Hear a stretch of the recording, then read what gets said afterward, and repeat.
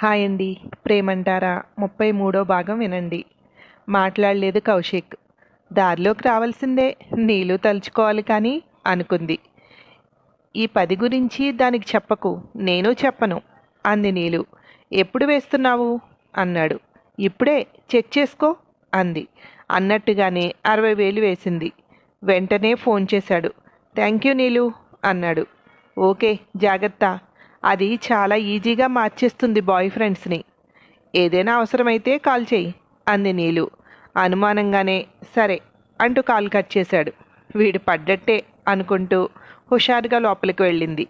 Dairy రాస్తూ కనిపించాడు క్రిష్. బిజీగా ఉన్నావా? నేను ఆంటీని కలిసి వస్తాను అంది అక్షు దగ్గర.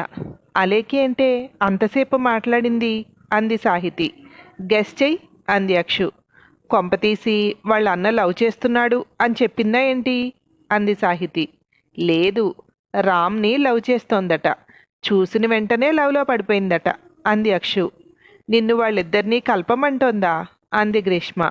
అలా కాదు, ఒకసారి అతనితో మాట్లాడే అవకాశం కావాలట అంది అక్షు. ఒకసారి చూసి లవ్ చేసి ప్రపోజ్ చేసేస్తుందటనా?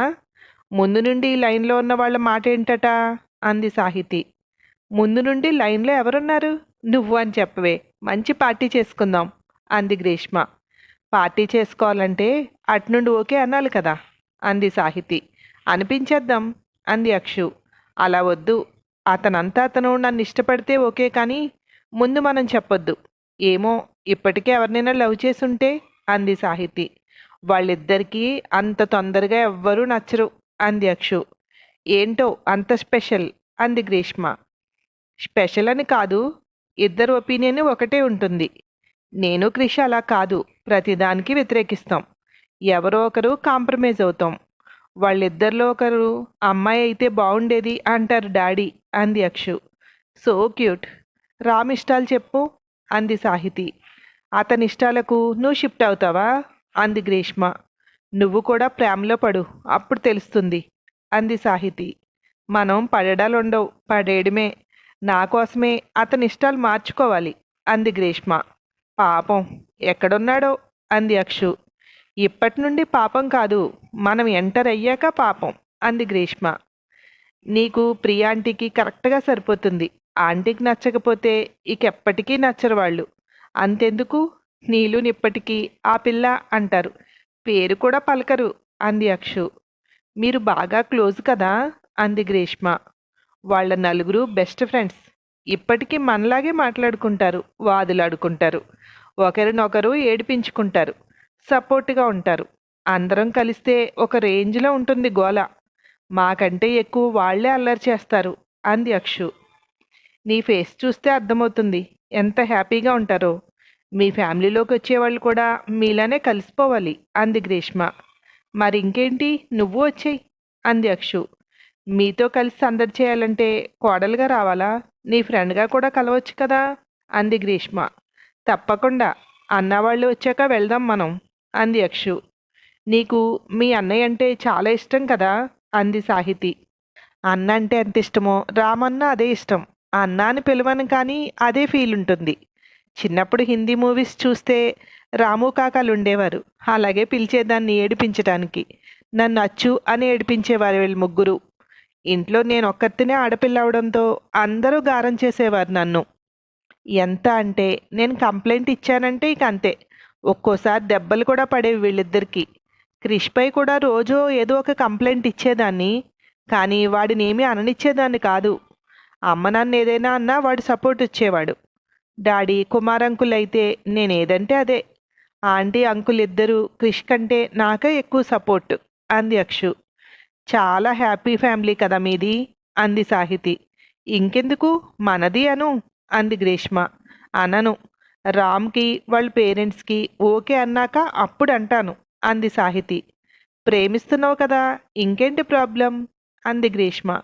ప్రేమించటం అనేది నా ఫీలింగ్, అటుపక్క ప్రేమిస్తారా లేదా అన్నది అతని ఫీలింగ్. నా ఫీలింగ్ని అతని పేరు వద్దను, అతని ఫీలింగ్స్ని నేను గౌరవిస్తాను అంది సాహితి. ప్రేమించడం స్టార్ట్ కాగానే నీ బ్రెయిన్లో మెచ్యూరిటీ లెవెల్స్ కూడా బాగా పెరిగిపోయాయే అంది గ్రీష్మ. మేడం అంటే మేడం అంతే అంది అక్షు. మీరు నన్ను పొగుడుతున్నారా తిడుతున్నారా అంది సాహితి. మా సాహితి మాకు తిరిగి వచ్చేసింది అంది అక్షు నవ్వుతూ. నవ్వుకున్నారు ముగ్గురు క్రిష్ దగ్గర. హాయ్ ఆంటీ, ఎలా ఉన్నారు అంది నీలు. మేం బాగున్నాం, కానీ క్రిష్కి తగ్గిందా అంది ఆవిడ. చాలా వరకు తగ్గింది ఆంటీ. అక్షు కనపడడం తన భ్రమ అని తెలుసుకున్నాడు అంది నీలు. పోనీలే పాపం, చిన్నపిల్లోడు అనుకున్నాను అంది ఆవిడ. మీరు చాలా హెల్ప్ చేస్తున్నారంటీ, మీకు ఎలా థ్యాంక్స్ చెప్పాలో తెలియడం లేదు అంది నీలు. నాదేముందిలే, తినటానికి కిందకు వస్తాడో రాడో అని పైకి పట్టుకెళ్ళి ఇస్తున్నానంతే. నువ్వే జాగ్రత్తగా చూసుకుంటున్నావు. వాళ్ళ అమ్మ నాన్నకు తెలుసా అంది. చెప్పలేదంటీ, వాళ్ళని కంగారు పెట్టడం ఎందుకని అంది నీలు. అంతేలే, ఎక్కడో ఉన్నారు, పిల్లోడు కోసం తపన పడతారు పాపం అంది ఆవిడ. సరే ఉంటానంటీ అని పైకొచ్చింది.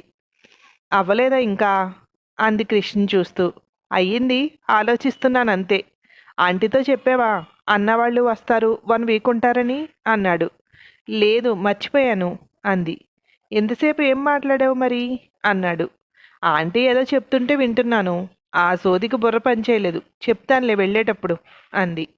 మళ్ళీ ఇదొకటి ఉంది కదా, ఆంటీ వాళ్ళతో చెప్పినా చెప్తుంది పాపం పిల్లోడికి బాలేదు అనుకుంటూ. ఆవిడకి చెప్పడానికి మళ్ళీ ఒక కథ రెడీ చేయాలి అనుకుంది. ఏంటి దీర్ఘాలోచన అన్నాడు. ఏం లేదు, నైట్ అవుతోంది, నేను వెళ్తాను అంది. సరే రేపు చెప్పు ఆంటీకి అన్నాడు. సరే అంటూ బయలుదేరింది. ఫోన్ రింగ్ అవుతోంది. చూస్తే కౌశిక్. హలో, ఏంటి చెప్పి కౌశిక్ అంది నీలు. ఏం లేదు, నువ్వు బయలుదేరుతున్నావని కాల్ చేశాను అన్నాడు. నేను నీకు కనిపిస్తున్నానా అంది క్లియర్గా. ఇంత అందం వెంట పడుతుంటే వాడేంటి ఇంకెవరినో తలుస్తున్నాడు అన్నాడు. ఏయ్, ఏదైనా మాట్లాడు కానీ కృష్ణ ఏమన్నా ఊరుకోని జాగ్రత్త అంది నీలు. నువ్వు పిచ్చిగా ప్రేమిస్తున్నావు కదా కృష్ణి అన్నాడు. అవును, కానీ నువ్వెక్కడున్నావో చెప్పలేదు అంది. అన్నీ ఒకేసారి రివీల్ చేయకూడదు అన్నాడు. సరే, నమ్మినప్పుడే చెప్పు అంది నీలు. క్రిష్ ఆలోచిస్తూ విండో దగ్గరికి వచ్చాడు. నీలు కనిపిస్తోంది. ఫోన్ మాట్లాడుతూ కారు కానుకుని నిలబడి మాట్లాడుతోంది. నీలుకి సీక్రెట్స్ ఎక్కువయ్యాయి. ఎవరో ఒకరితో మాట్లాడుతూనే ఉంటోంది. ఏది నాతో డిస్కస్ చేయట్లేదు. ఏదైనా అంటే నీ హెల్త్ బాగాలేదు కదా, ఇవన్నీ ఎందుకు నీకు అంటోంది. నీలు అర్థం కాదు అంత తొందరగా అనుకున్నాడు. మాట్లాడడం అయ్యి వెళ్లే వరకు చూస్తూ నిలబడ్డాడు క్రిష్. ఆ తర్వాత ఏమైందో మరో భాగంలో వినండి. Thank you.